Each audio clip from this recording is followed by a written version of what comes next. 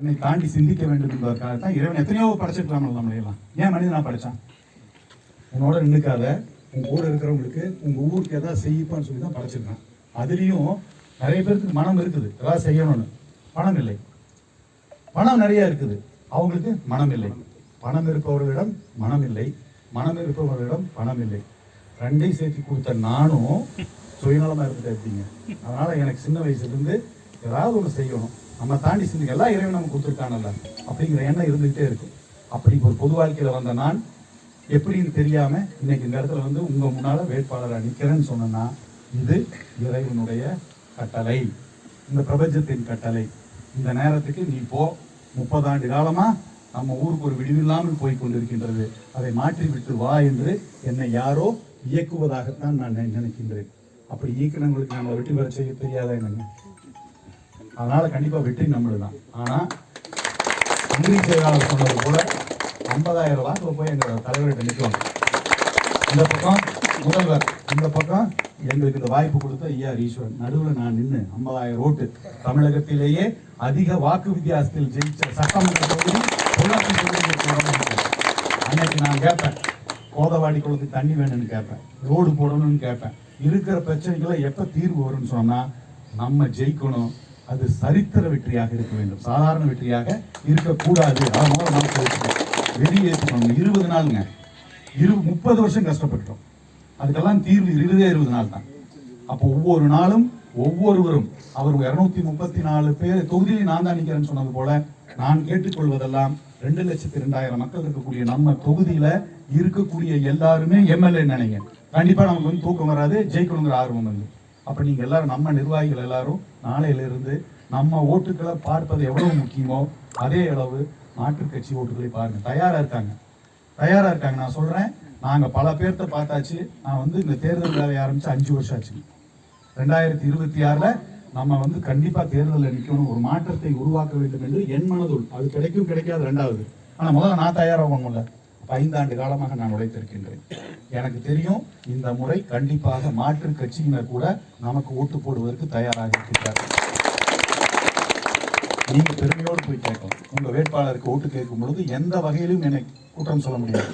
இன்னைக்கு வந்து ஜாதி கடந்து, மதம் கடந்து பொள்ளாச்சி மக்கள் நல சங்கம் ஒன்று ஆரம்பிச்சு, ஏன்னா எதுவுமே தடையா இருக்கக்கூடாது. நம்ம நல்ல செய்யறோம்னு நினைக்கிறோம், அதற்கு ஜாதி ஒரு தடையாக இருக்கக்கூடாது, கட்சி ஒரு தடையா இருக்கக்கூடாதுங்கிறதுக்காக பொள்ளாச்சி மக்கள் அனைவரையும் உள்ளடக்கி பொள்ளாச்சி மக்கள் நல சங்கம் ஆரம்பிச்சு இன்னைக்கு பல காரியங்கள் செஞ்சுட்டு இருக்கோம்.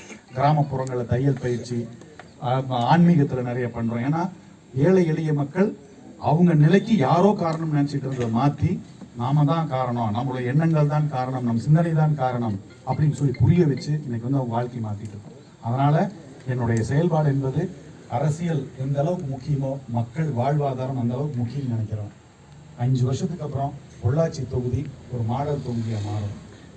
சர்வே எடுத்து வரணும், பொள்ளாச்சி எப்படி மாறிச்சு அப்படின்னு சர்வே எடுத்து வந்தா அதற்கு காரணம் அங்கு திராவிட முன்னேற்ற கழகத்தில் வாய்ப்பு கொடுத்து நிறுத்தப்பட்ட சட்டமன்ற உறுப்பினர் தான் காரணம் என்று ஒற்றை வரியில் எழுத வேண்டும். அதற்கு ஒரு வாய்ப்பை நீங்கள் கொடுக்கணும். ஆனா எனக்கு, நான் இன்னைக்கு இங்க வந்து நின்றுட்டேன், ஒரு நல்ல மனிதரா, ஒரு வேட்பாளரா நான் இங்க வந்து நின்றுட்டேன். இதுல இருந்து அடுத்த நிலைக்கு போறதுக்கு அது வரைக்கும் நான் பாடுபட்டேன், வந்து நின்றுட்டேன். இனி என்னை கூட அங்க உட்கார வைக்க வேண்டியது யாருங்க? நீங்க எல்லாம் தான், நீங்க எல்லாம் தான்மா. ஒவ்வொரு நாள் நீங்க ஒண்ணே ஒண்ணுமா, நீங்க எல்லாம் சொல்ல வேண்டியது தெரியுமா? பெண்கள் பாதுகாப்பு சொல்லுங்கம்மா. நம்மளோட யாராவது செய்ய முடியுமா? யாராவது வாக்குறுதி கொடுக்க முடியுமா? கேளுங்க. பெண்கள் பாதுகாப்புக்கு நீங்க என்ன செய்வீங்கன்னு சொல்லி எதிரணியில கேட்டா ஏதாவது சொல்ல முடியுமா? தப்பு சொல்றது இல்ல, ஏதாவது இருக்கா? நம்ம கடந்த காலத்துல பார்த்த பொள்ளாச்சின்னு நம்ம எல்லாம் மரியாதையா போன காலம் உண்டு. அதற்கெல்லாம் ஒரு அவப்பெயர் வந்தது. நம்ம யாருன்னு சொல்ல வேண்டாம், யார் கேட்டு பார்க்க சொல்லு. அதனால வந்து நம்ம நிறைய விஷயங்கள் நம்ம முன்னால் இருக்கோமா, ஆனா நமக்கு அந்த தைரியம், அந்த நம்பிக்கை வரணும். நாங்க ஜெயிப்போம், டவுட்டே வேண்டாம், நான் இருக்கக்கூடாது. உங்க முன்னால படையை வழிநடத்தி செல்வதற்கு நான் முன்னால் செல்கின்றேன், பின்னால் பலமாக நீங்கள் வாருங்கள். நான் கேட்கறவங்க, ஏன்னா முன்னால போறவனுக்கு தைரியம் இல்லைன்னு சொல்லா எப்படி பின்னால படை வரும்? அந்த படையை லீட் பண்றதுக்கு நான் நல்லவனா இருக்கேன். எத்தனையோ விஷயங்கள் நான் செஞ்சிருக்கேன். இந்த பொள்ளாச்சி மண் என்னுடைய கனவு. 2021 எனக்கு வந்து பொள்ளாச்சி இல்லைன்னு சொல்லும் போது உடும்பேட்டையோ கிணத்து கலவை எடுத்துக்கன்னு சொன்னாங்க. நான் மாட்டேன்னு சொல்லிட்டேன். 20 வருஷமா நான் இந்த பகுதிக்காக உழைத்திருக்கின்றேன், இந்த மக்களுக்காக உழைத்திருக்கின்றேன். நான் இன்னொரு ஊருக்கு போயிட்டா என் மக்கள் தாங்க மாட்டாங்க. அதே போல் எனக்கு இன்னொரு ஊருக்கு போய் என்ன செய்யறதுன்னு தெரியாது. எனக்கும் நேரம் வேஸ்ட்டு, அவங்க எதிர்பார்ப்பும் வந்து இதாக போயிடும். எனக்கு பொள்ளாச்சி கிடைக்கும் வரை நான் காத்திருக்கின்றேன் என்று சொன்னேன். அப்படி எனக்கு இந்த மண்ணும் மக்களும் தான் முக்கியம். அதற்காக எந்த இடத்துலையும் நீங்கள் உங்களுக்கு ஒரு தலைகுனிவியோ ஐயோ இப்படி பண்ணி போட்டாருன்னு சொல்லியோ, ஓட்டு போட்டோம் ஜெயிச்சாரு போனாரு, அவர் சம்பாதிச்சாரு, அவர் நல்லா இருந்தாரு, அவங்க எல்லாம் இப்படியெல்லாம் தப்பெல்லாம் பண்ணினாங்கன்னு எனக்கு ஒரு தலைகுனிவோட சில பேர் இருக்காங்க. அப்படியெல்லாம் இருக்காதுன்னா பெருமையாக சொல்லலாம். அன்னைக்கெல்லாம் போயிருந்தா கூட 234 சட்டமன்ற உறுப்பினர் நான் உறுப்பினராக தான் இருந்திருப்பேன். ஆனால் 2026 ஆண்டவன் எனக்கு வந்து அந்த அளவுக்கு அனுபவங்களை கற்றுக் கொடுத்திருக்கின்றார். இன்னைக்கு போய் நான் சட்டமன்றத்தில் பேசுகிறேன்னா 233 சட்டமன்ற உறுப்பினரும் எழுந்து கைதட்டக்கூடிய அளவில் என்னால் பேச முடியும், என்னால் செயலாற்ற. அன்னைக்கு டிவியில் பார்த்துட்டு நீங்கள் பெருமையாக சொல்லலாம், பார் பண்ணமால் எப்படி பேசுகிறா இருப்பார், எப்படி செய்கிறா இருப்பாருன்னு நீங்கள் அப்படி தலை நிமிர்ந்து போகிற மாதிரி தான் என்னோட செயல்பாடு இருக்கு. அந்த உத்தரவாதத்தை நான் கொடுக்குறேன். முதல்ல நல்லவன், எனக்காக இந்த பதவிக்கு நான் வரவில்லை, எந்த இடத்துல வேணால் நான் சத்தியம் பண்ண தயார். வர சொல்லுங்க, எத்தனை வேட்பாளர்களால் சத்தியம் பண்ண முடியும்? மேலே போடுங்க, சத்தியம் பண்ணுறேன். இன்னைக்கு வரைக்கும் நான் தப்பு பண்ணலன்னு சத்தியம் பண்ணுறேன்.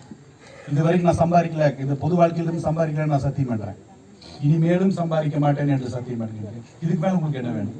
எங்க வேட்பாளர் இப்படி எல்லாம் பண்றேங்கிறாரு, வர முடியுமான்னு ஒரே ஒரு வார்த்தை கேளுங்க போதும். பெண்கள் பாதுகாப்பு கேளுங்க, நல்லவரான்னு கேளுங்க, போதுமே. நீங்க பிரச்சாரம் பண்றதுக்கு இது போதுமே. கண்டிப்பாக நம் பக்கம்தான் வெற்றி கொடி வெற்றி அந்த காத்து வீசிட்டு இருக்குது. அதை அழகா பிடிச்சி 50,000 ஓட்டு கொண்டு வரது எப்படிங்கிறது மட்டும் நீங்க சிந்திங்க.